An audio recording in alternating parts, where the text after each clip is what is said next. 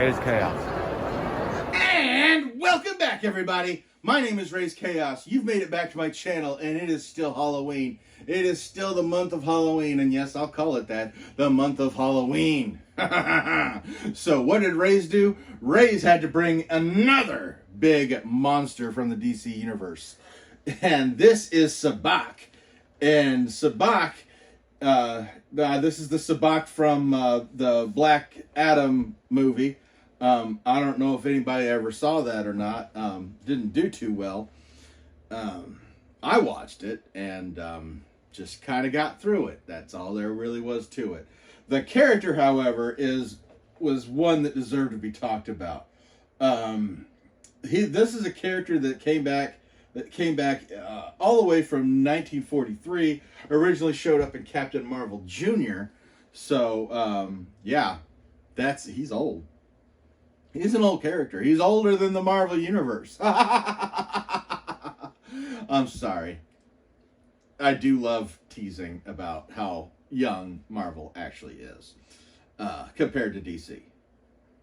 But technically, this is Fawcett before Fawcett was bought by DC. So take that for what it was. And Sabbac was another one of the characters which, if you'll notice, a lot of those Golden Age characters, they tended to be like one-trick ponies as far as the creators went.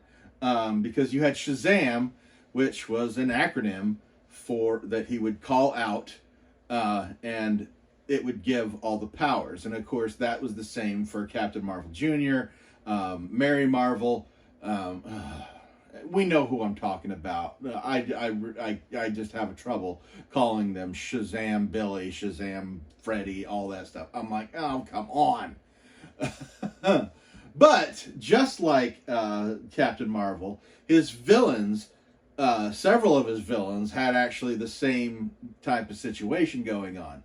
As a matter of fact, with Black Adam, when he says Shazam to change, the acronym is actually different than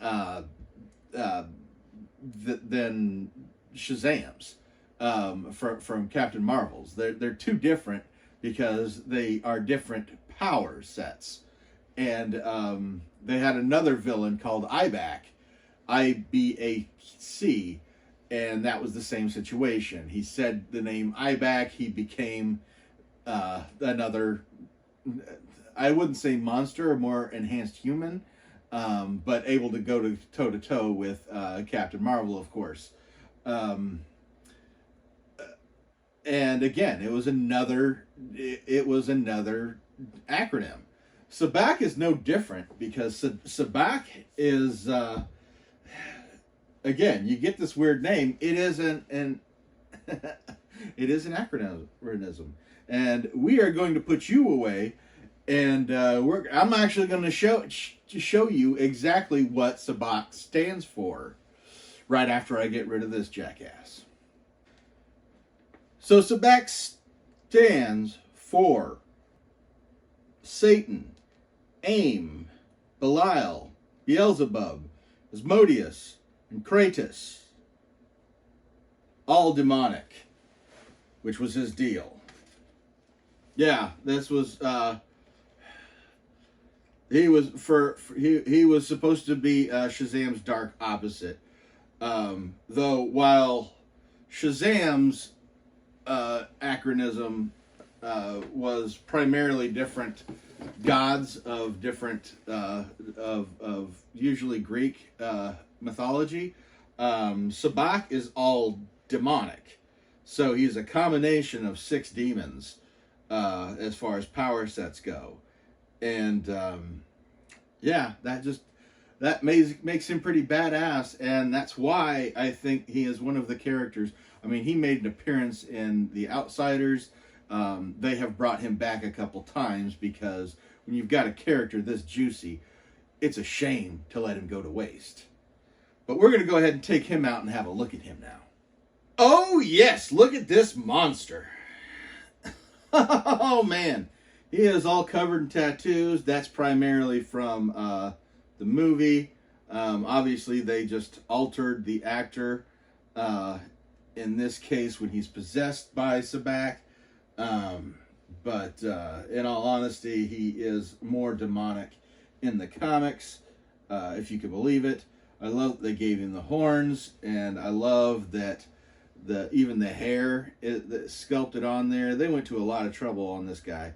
But yeah, you get the tattoos, you get the flame in the hand, you get the horns.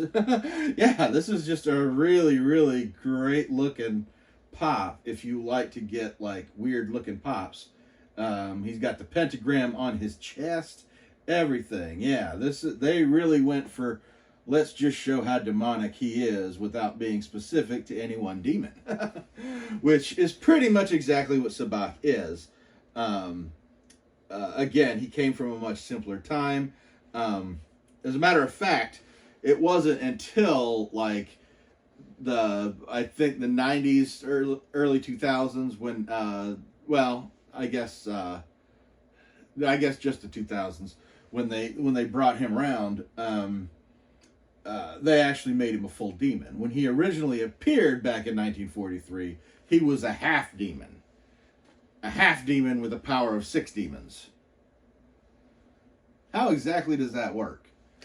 I'm glad that they decided to just go ahead and go for it and make him that way.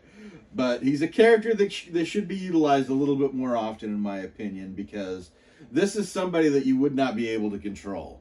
So unless you have a proper restraint, a way of holding him or a way of destroying him, he's not going to stop. He's going to keep coming after you. So a character I'd love to see them do more with in the comics, but alas, one that's barely been used, even though he's already got a movie adaptation. So I'm going to go ahead and get out of here now, and click like on this video if you enjoyed it. Let me know in the comments below if you've ever read any of his stories, or if you've just seen him in Black Adam. I swear he's cooler in some of the books. Some, not all. But I'm going to go ahead and get out of here. Never forget, the life is full of odd moments, and you never know when you're going to be defined.